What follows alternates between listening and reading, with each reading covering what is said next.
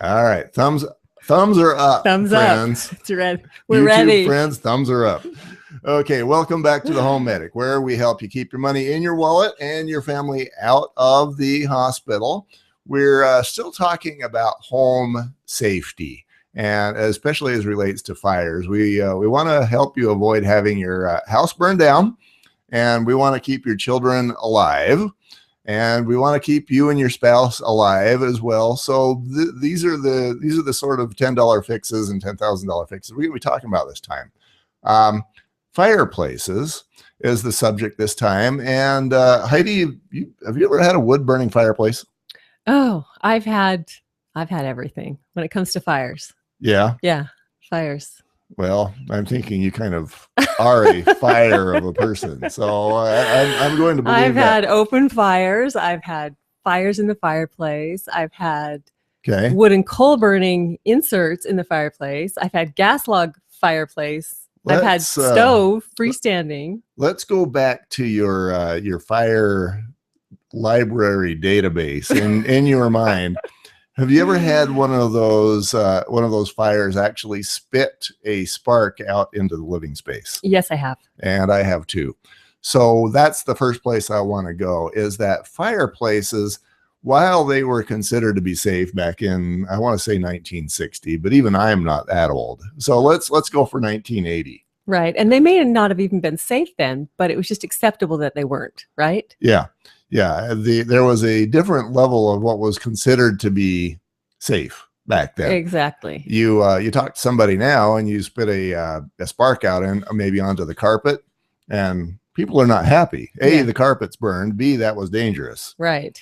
So the first thing I want to have you be aware of as you are looking at your own fireplace in your own home is that what might have been considered to be safe back bazillion years ago, maybe even way back before the internet.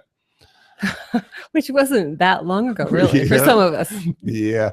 That sort of thing is not going to be safe now. And, if you've got a shallow burn box in that fireplace, you should either consider putting maybe a gas fireplace instead, or maybe just going with a fish tank or candles or something. Yeah, we had some really good Pinterest ideas. Too bad we didn't bring pictures of those today. Now that we're on camera. Yeah, we're used to just the voice thing. Yeah, instead of showing, instead of you seeing pictures of fires, you just get to see the fire herself. And thank you for that compliment. Yes, I like that. She is as long as it's in the fireplace. Keep the fire in the fireplace, right? Yes, as opposed to. That's my motto. Yeah. I was actually training my son-in-law at one point to become a home inspector, and he was starting to get pretty good. He came down from the roof one day and he says, you need to see this. And what had happened is we had this big old pine tree that had grown up, I don't know, 40, 50 feet. And it was right next to the house, which happened to be also right next to the chimney. Wow.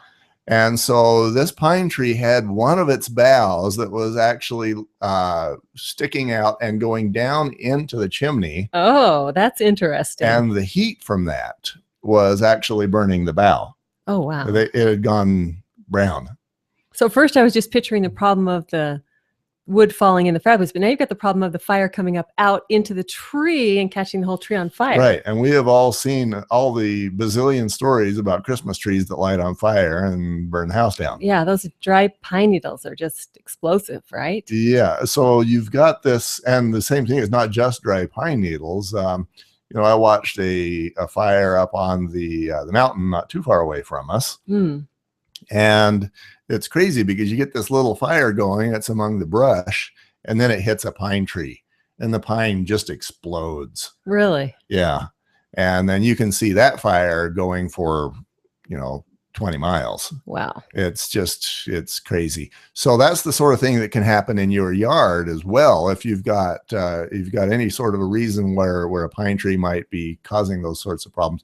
I want you to be aware of your flue. And we did talk about flues in another segment, but not as relates to fire safety. So I want to cover that one here too. If you've got creosote in there, if you've got twigs in there, if you've got pine needles in there, all of the above are combustible. They can burn, and then what happens next is generally highly unpleasant. Mm-hmm. My dad actually had that happen, where he had built a fire, and over the years, and he hadn't cleaned out his chimney, and I actually watched flames licking out of the top of his flue because he had the creosote going in there. Ooh, and another segment also, I remember we talked about the grout being missing from those fireplaces. And once that happens, the fire doesn't always stay contained within that flue.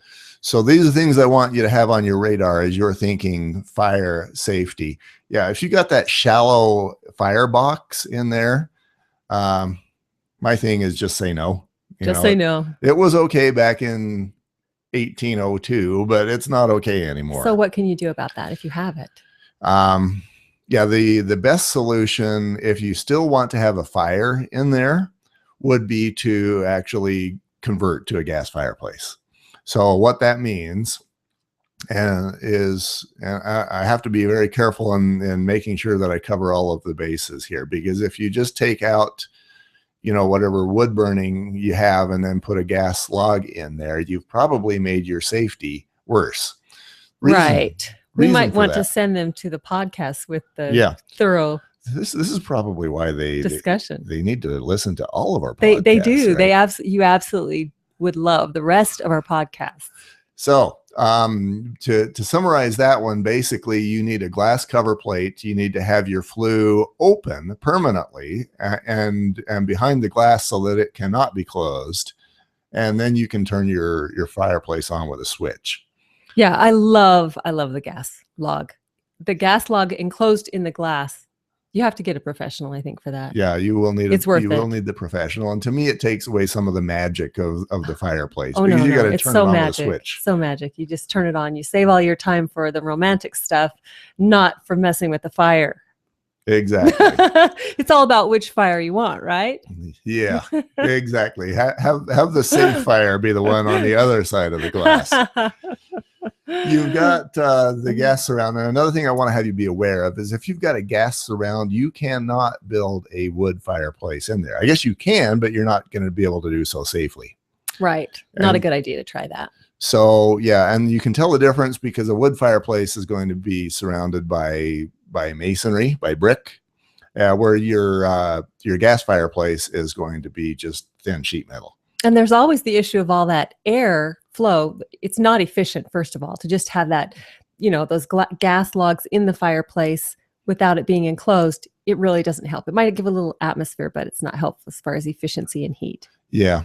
Yeah, exactly. Well, they're not going to be very efficient anyway. It's all about building a fire so that you can build a fire. Just because it's cool. Yeah. Fires are cool. They feel nice and warm. Warm. gotta have the warm on the Home Medic Show. That's right. We throw in the warm every Another time. story I want to briefly mention is that my daughter, when she was much younger, we were building a home and we were living at somebody else's home in their basement, and they had a space heater in the basement because it was, by their measurement, cold. Mm-hmm. We all have, all basements are cold. It's kind of the joy of having a basement. But what they had done is they'd done this gas flame space heater that they had put down there to just warm that particular room up a little bit. Oh. And my little daughter, who was about 7 years old at the time, she decided that I had a wet t-shirt and she was going to dry it out.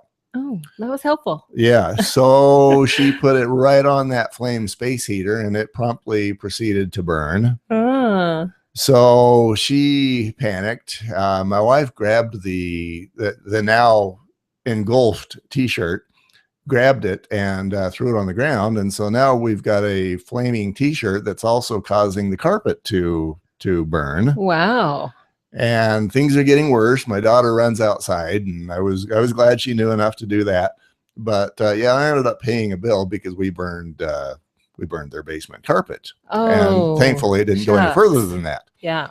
So I want you to be aware if there are flames that are accessible to kids, they're going to find a way to make you suffer for that. Now, children are so fascinated with fire too. Yeah, I was fascinated as well. I used to sneak outside and on the side of the house where nobody ever went, I'd go build fires.